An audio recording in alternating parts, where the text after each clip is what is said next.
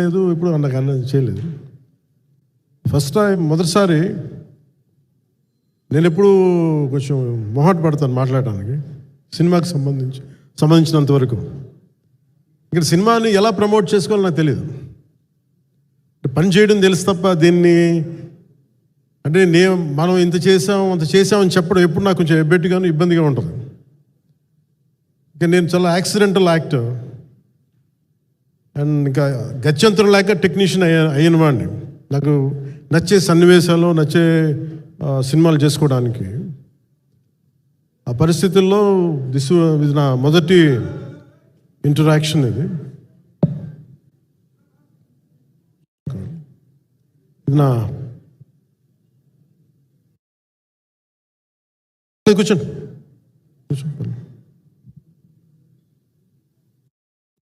రథం గారు వస్తారు. నేను ఇదంతా చేయడానికి మీడియా మాట్లాడడానికి ఇదేదో నాకు పొగరు అహంకారం ఏం కాదు. సినిమా గురించి నాకు చెప్పుకోవడం ఎబ్బెట్టుకోవడం, ఏం మాట్లాడాలో తెలియక చెప్తే ఎక్కువైపోద్దా చెప్తే తక్కువ అయిపోద్దా అని. కానీ ఈ పర్టికులర్ ప్రెస్ మీట్ ఎందుకు పెట్టానంటే ఏం రత్నం గారి కోసం పెట్టాను. అంటే సినిమా బతకాలి అంటే ఈవినింగ్ ఆడియో ఫంక్షన్ పెట్టుకొని మళ్ళీ ప్రెస్ మీట్ దేనికంటే మళ్ళీ నాకు మీతో ఇంటరాక్ట్ అయ్యే అవసరం ఫంక్షన్ తర్వాత ఉండకపోవచ్చేమో అని చెప్పేసి అదొకటి మేజర్ ఒక ఇది కన్సర్న్. అదొకటి అంటే రత్నం గారు అంటే ఈవినింగ్ చెప్దాం అనుకున్నా, బట్ స్టిల్ ఇప్పుడే చెప్పేస్తున్నాను ఈ మాట. త్రివిక్రమ్ గారు రాసిన ఒక డైలాగు అజ్ఞాతవాసిలో, ఒక చిన్నపాటి సౌకర్యం కోసం ఇక్కడ మీరు కూర్చున్న ఒక చిన్నపాటి కుర్చీ కోసం ఒక యుద్ధమే చేయాల్సి వస్తుంది.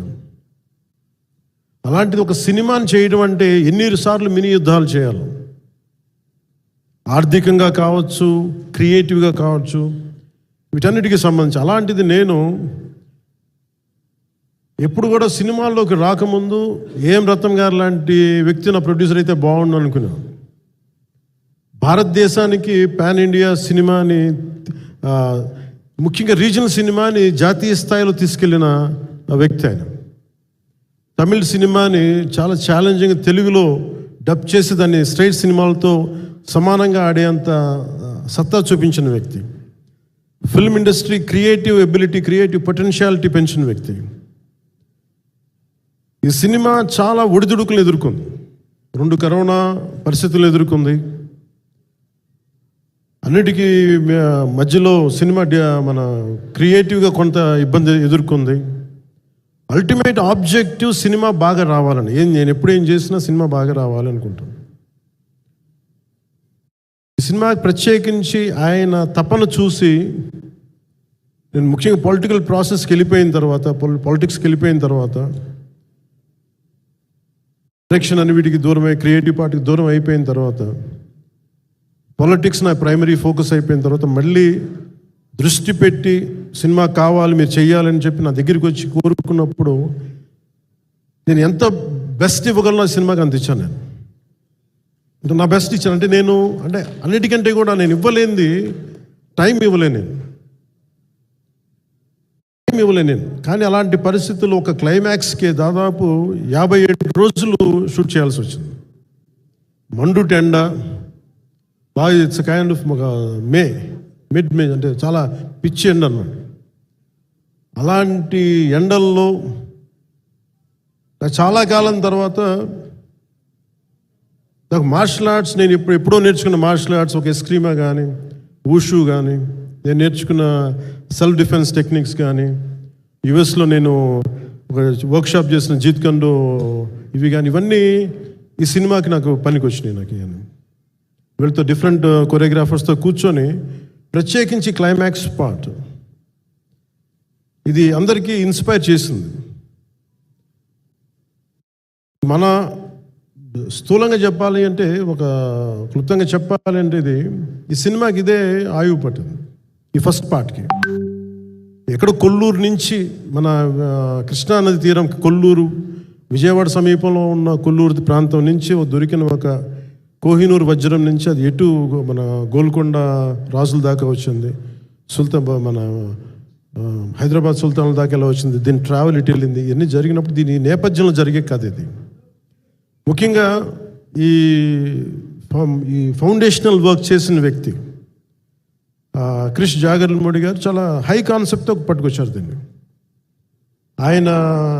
ఆయనను రత్నం గారు నా దగ్గరికి వచ్చినప్పుడు చాలా బాగా నచ్చి వెంటనే చేశాను. చేసిన తర్వాత ఒక్కొక్కటి కరోనా నిజంగా ఇంపాక్ట్ వచ్చింది. అంటే ఎలా ఉండదంటే, ఎంత హార్డ్గా ఉండదంటే ఇండస్ట్రీ, అది ఎవరిని తప్పు పట్టలేం. ఒకప్పుడు ఆయన వెంట చుట్టిన నిర్మాతలు, ఆయన వెంట తిరిగిన డిస్ట్రిబ్యూటర్స్, హీరోస్, అందరికి అలాంటి వాళ్ళకి ఒక నిర్మాతగా ఆయన తపన పడుతుంటే నాకు అంటే ఆయన కోసం ఖుషి తీస్తున్నప్పుడు కానీ ఆయనతోటి ఎంత సౌకర్యం ఇచ్చారంటే, అసలు మాకు 1 month ముందు ప్రీ ప్రొడక్షన్ అయిపోయి నాకు అంత సౌకర్యాన్ని ఇచ్చారు. నేను కంపోజ్ చేసిన యాక్షన్ సీక్వెన్సెస్ కానీ ఫైట్స్ కానీ ఖుషీకి నాకు ఆల్రెడీ ఒక 1 month 1.5 month థియేటర్ నాకు ఇచ్చేసి, మన సురేష్ ఎఫెక్ట్స్ థియేటర్ మొత్తం ఇచ్చి నాకు అంత లగ్జరీ ఇచ్చిన వ్యక్తి ఆయన నలిగిపోతుంటే నాకు నిజంగా చాలా బాధేస్తుంది. ఒకసారి it is not about money, it's not about success, it's about standing by whom you trust, who stood for the people and who stood for the industry. నాకు ఎందుకు ఇది మీతో పంచుకోవాలనిపించింది. సినిమా ఎంత విజయం ఇది నాకు నిజంగా తెలియదు, ఎందుకంటే నేను ఇట్లా అనుకోవచ్చు ఇంకోలా కానీ ఒక్కటి మటుకు చాలా సిన్సియర్గా చెప్పగలను. Krish came out with very good concept, చాలా హై కాన్సెప్ట్ పట్టుకొచ్చారు. కొంత వ్యక్తిగత కారణాలు, కొన్ని ప్రొఫెషనల్ కారణాలు ఆయన ప్రాజెక్టుకి బయటికి వెళ్ళినా కానీ దీన్ని ఫౌండేషనల్ వర్క్ చేసిన క్రిష్ గారికి మనస్ఫూర్తిగా నా హృదయపూర్వక ధన్యవాదాలు తెలియజేస్తాను మా అందరి తరఫున. అలాగే తర్వాత స్టెప్ ఇన్ అయింది మన జ్యోతికృష్ణ గారు. ఖుషి సినిమా చేస్తున్నప్పుడు అప్పుడే లండన్ ఈ ఫిల్మ్ మేకింగ్ కోర్స్ చేసి మన డైరెక్షన్లో ఇన్స్టిట్యూట్ అంతేనా డైరెక్షన్ ఫిల్మ్ మేకింగ్ కోర్స్ చేసి అప్పుడే గ్రాడ్యుయేట్ అయ్యి వచ్చి అప్పటి నుంచి ఉన్నప్పుడు బట్ యాక్చువల్ తనతో మాట్లాడుతుంటే మోస్ట్ సెన్సిబుల్ డైరెక్టర్ అనిపించారు. ఈ ఒక టైంలో ఏమనిపించిందంటే బయట ఉన్న మాటలు కానీ అసలు సినిమా వస్తుందా లేదా బయటికి అని ఉండేది. కానీ మాకు ఎప్పటికప్పుడు నీరసం పడిపోయినప్పుడల్లా నాకు నీరసం వచ్చేసేది. సినిమా అవ్వదా అనుకున్నప్పుడల్లా దీనికి ప్రాణవాయువునిచ్చిన వ్యక్తి కీరవాణి గారు. ప్రతిసారి వర్క్ చేసి నేను ఎందుకంటే సినిమా చివరిదాకా నేను నమ్మను. ఎప్పుడు నేను ఒక సినిమాని నేనేం నమ్ముతాను, చిన్నప్పటి నుంచి వెరీ ఫార్మేటివ్ ఇయర్స్లో నుంచి కూడా ఒక మంచి సినిమా గురించి నువ్వు మాట్లాడక్కర్లా, రిలీజ్ అయితే బాగా లేకపోతే ఎలాగ మాట్లాడక్కర్లా. అందుకే నేను ఎప్పుడు సినిమా క్వాలిటీ మీద దృష్టి పెడతాను తప్ప ఇంక మిగతా వాటి మీద మాట్లాడను. అందుకే నాకు ఎప్పుడు ఈ మాట్లాడటం అనే దాని మీద ఎప్పుడు దృష్టి పెట్టలేం. కానీ ఫస్ట్ టైం ఈ సినిమాకి చాలా అవసరం అనిపించింది. ఎందుకంటే ఒక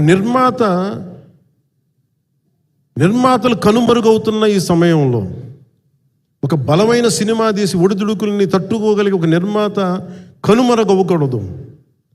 ఆయన పక్కన ఏది ఉండాలని అండగా ఉండాలని చెప్పేసి నేను అన్నీ వదిలి, ఇంత బిజీ షెడ్యూల్స్ అన్నీ వదిలేసి, ఒకవైపు నన్ను నా ప్రత్యర్థులు తిడుతున్నా కానీ, సినిమాలకు వెళ్ళిపోయిన తిడుతున్నా కానీ, ఇదేంటంటే నాకు అన్నం పెట్టింది ఇది నాకు నా సినిమా పరిశ్రమ. అంటే ఇక్కడున్న మిత్రులందరూ కూడా